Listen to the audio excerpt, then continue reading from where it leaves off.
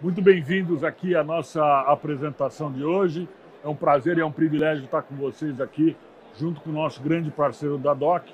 Meu nome é Daniel Mello, eu trabalho na FAICO e vai ser um prazer poder conversar com vocês a respeito de todos esses pontos das APIs e esse fenômeno das APIs. É interessante, quando a gente para pensar nesse processo de APIs, entender uma coisa. Big Data movimenta uma grana muito grande. Quando você olha o que a gente vai movimentar em termos de recursos e de Big Data, só nesse ano são 274 bilhões de dólares. E aqui a gente só está falando das nossas unidades, os custos das unidades que trabalham com Big Data e todo este processo. Óbvio que tem outras coisas também nisso daqui, né? Tem todo o benefício que nós geramos para as nossas próprias empresas. Então, imagina a quantidade de dinheiro que roda dentro do processo de APIs e Open Banking e todas as partes de dados e assim por diante. Mas você acha que a gente tem alguma coisa para fazer? Bom, dá uma olhada nesse gráfico.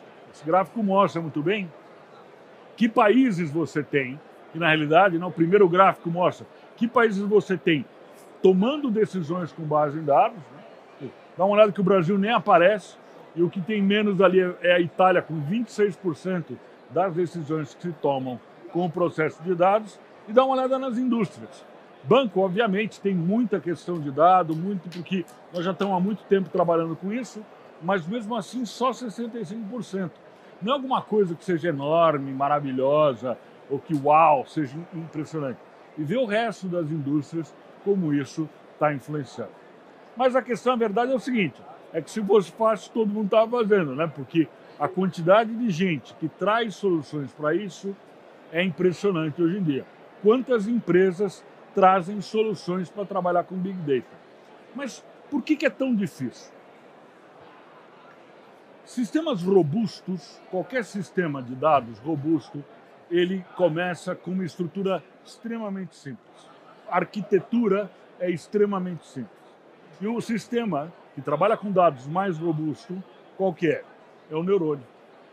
O neurônio, ele na realidade tem 5 componentes, e esses 5 componentes são base de uma infraestrutura extremamente robusta que trabalha interconectando distintos neurônios para garantir que com esses distintos neurônios você consiga criar alguma coisa enorme e imensa.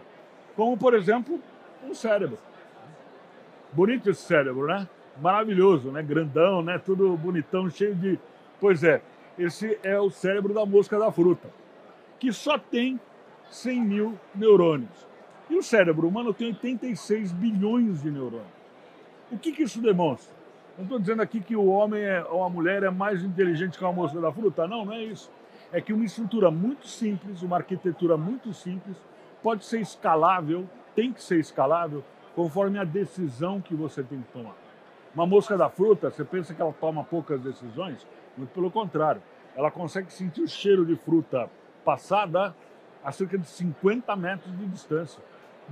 E a mosca da fruta consegue voar com ventos de até 10 km por hora. E ela se balanceia por quê? Porque as decisões que ela tem que tomar são capazes de ser tomadas com 100 mil neurônios. E o ser humano, as nossas decisões precisam ser tomadas de uma maneira distinta. Aprender a andar, né? Andar é cair com estilo, né? Você vai aprendendo a cair e vai aprendendo a se movimentar dessa maneira. Como é que você faz? Você vai criando sinapses, vai, dentro de uma arquitetura extremamente simples, você vai ampliando para a tomada de decisões. Por isso, que o que nós vemos como uma excelente solução para o processo de APIs e Big Data e tudo isso? É uma questão de um neurônio digital. Se você olha o que nós fazemos em dados, o que nós fazemos é isso, você lê dados, você tem inteligência com esses dados, você tira conclusões desses dados, você cria modelos com esses dados, você toma decisões e você aplica ações. E é interessante notar que a decisão não necessariamente é a ação. Por quê? Porque eu posso decidir uma coisa que vai se desdobrar em 2, 3 ou 4 ações. Por exemplo, eu decido que o limite de um determinado produto do cliente são R$ 10.000. Eu tenho diversas ações para conseguir implementar esse limite. Eu tenho que pedir, eu tenho que perguntar para o cliente se ele quer, eu tenho que trazer informações mais, eu tenho que criar outros processos ou usar distintos canais para aplicar uma determinada decisão. Ou pode ser que eu tenha duas decisões tomadas e essas duas decisões, elas passam a ter uma única ação. Mesma coisa que um cérebro. A mesma coisa que um cérebro. Na medida que você entende, que você lê dados, aproveita dados, quantas APIs você tem, bases de dados como as internas, que são ouro em pó, são maravilhosas. O que eu vejo de gente que não usa as bases de dados internas é uma coisa que me dá vontade de chorar todo dia, porque é impressionante, né? É impressionante a quantidade de dado interno que tem. Aí vem o Open Banking, né? Você tem dado, né, da Serasa, dado de um monte de lugar, e você pode utilizar isso para ter uma visão a respeito do comportamento do cliente. Por isso que é interessante que quando você olha essa visão deste neurônio, que tem que ter a capacidade de, nessa estrutura extremamente simples, mas extremamente robusta, de multiplicar a inteligência que você tem, o que você precisa? Você precisa, dentro dessa bolinha aqui, você tem dados, insights, decisões e ações, mas que você coloca ao lado, que é o authoring, né? Ou seja, a criação desse processo, a simulação. Então, qual foi a primeira simulação que você fez quando você era pequeno para começar a andar? Você engatinhava e movimentava as pernas de uma maneira que você conseguia depois, através dos teus... O que é isso? Isso é uma simulação, para depois executar. E, obviamente, o que você pode fazer? Você pode criar coisas, você pode simular coisas, você pode executar e você pode também fazer uma coisa muito interessante, que é colaborar. E quando eu digo colaborar dentro da própria empresa com as próprias decisões. Numa medida em que você cria o quê? Você cria o cérebro digital. O cérebro digital é aquele que tem a informação do cliente e o behavior do cliente, o comportamento do cliente como centro do cérebro.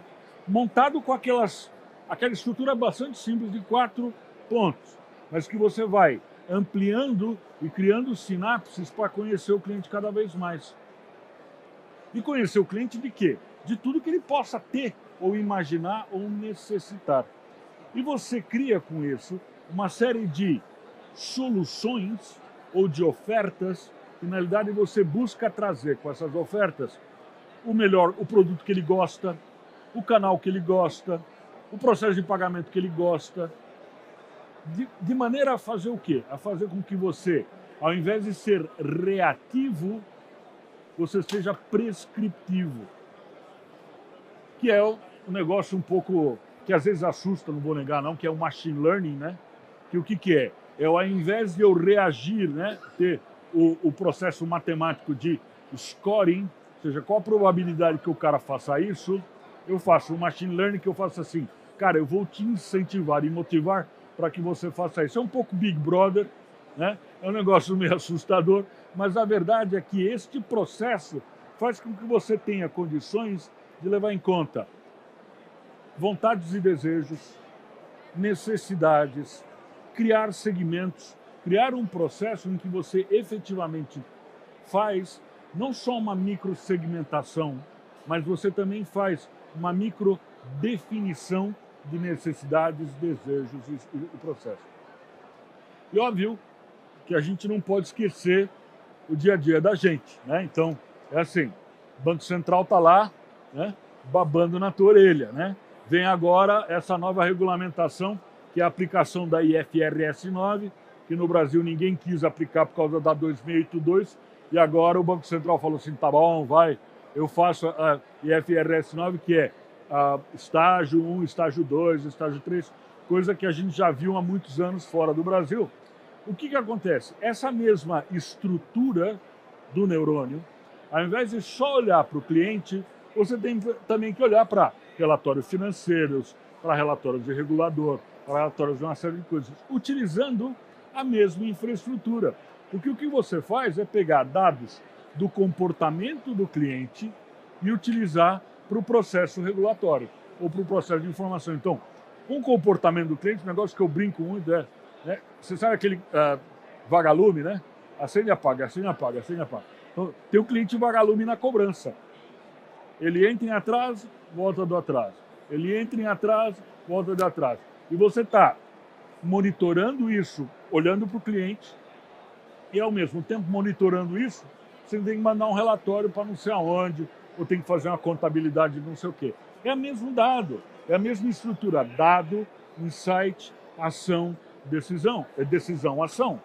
De forma que você aplica isso para dizer para o cliente, olha, se você for no restaurante tal, a champanhe é por minha conta, ou assim, Banco Central, é esse o dado que eu tenho desse cliente, é assim que ele me paga, é assim que eu tenho o meu portfólio inteiro. Mas, ao mesmo tempo, esse próprio conceito do neurônio do cérebro digital, ele tem a capacidade de conectar o cliente. Porque tudo é conectado. Um cliente que tem, por exemplo, um veículo, né? Esse veículo, pode ser que esse determinado veículo, né, tenha um financiamento. Esse veículo gera para ele uma série de transações do cartão de crédito, por exemplo, ou de débito, porque ele paga gasolina, ele paga pedágio, ele paga o estacionamento. Ao mesmo tempo, ele tem também, por causa desse veículo, ele arruma um hotel porque ele vai viajar. Então, todas estas conexões de dados te ajudam também a entender esse processo da visão do behavior ou do comportamento do cliente para aproveitar todas as APIs que você tem. Tem dado, né, saindo por tudo quanto brota do chão o dado. Como é que eu posso fazer com que esse dado explique o que o Daniel quer, o que o Daniel deseja e, ao mesmo tempo, o que o Banco Central quer saber do Daniel? Percebe? Na medida em que eu conecto todos esses dados. Por isso é importante, e esses slides aqui, quem quiser, por favor, conversa com a gente que nós vamos mandar esses dados, esses slides. Aqui o que eu quero mostrar um pouco, e aí depois vocês olham com calma em casa, né? Que é muita coisa, que o que é? Você precisa ter uma maneira de trazer distintas capacidades de trazer dado, ingerir dado, mastigar esse dado, executar Python, R, SAS, Machine Learning, trazer adaptações, fazer Champion Challenger, fazer simulações e uma série de coisas. Por quê? Porque é a maneira que você tem de realmente utilizar o neurônio e principalmente treinar o teu neurônio. Criar mais sinapses à medida em que você ganha cada vez mais dados. Eu vou comentar para vocês uma coisa que eu dentro da FAIC, eu faço implementação de uma série de projetos ao redor do mundo. Uma das coisas que aconteceu, por exemplo, durante a pandemia, na África Francesa, principalmente Guiné-Conakry e Senegal e outros países ali, né, principalmente nessa parte francesa, uma das grandes problemas que tem é que não tem endereço. As ruas não têm nome, não tem número da casa, como se fosse uma comunidade aqui no Brasil.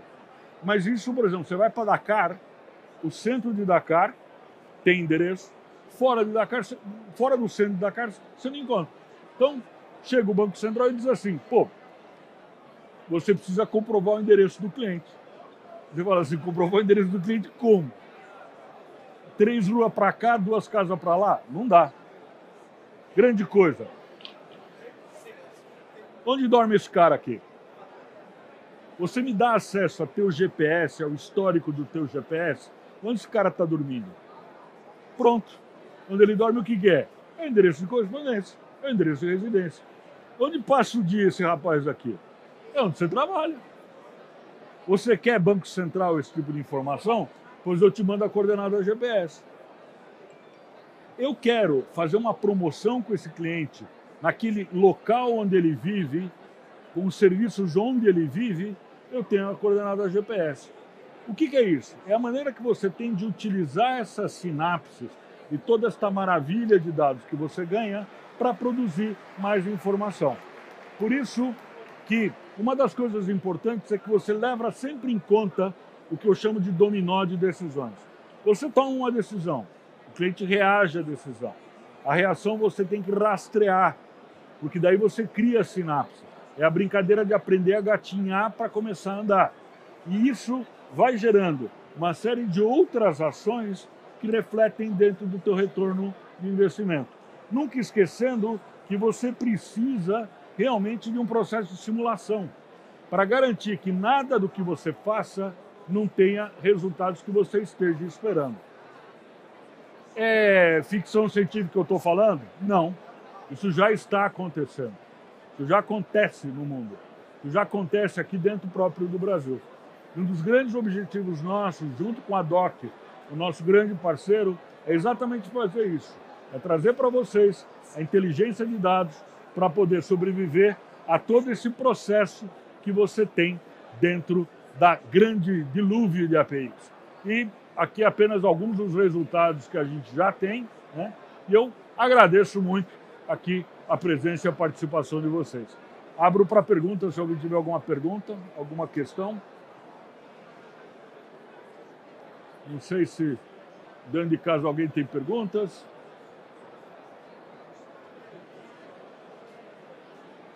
Tem pergunta? Bom, muito obrigado. Foi um prazer enorme estar com vocês aqui.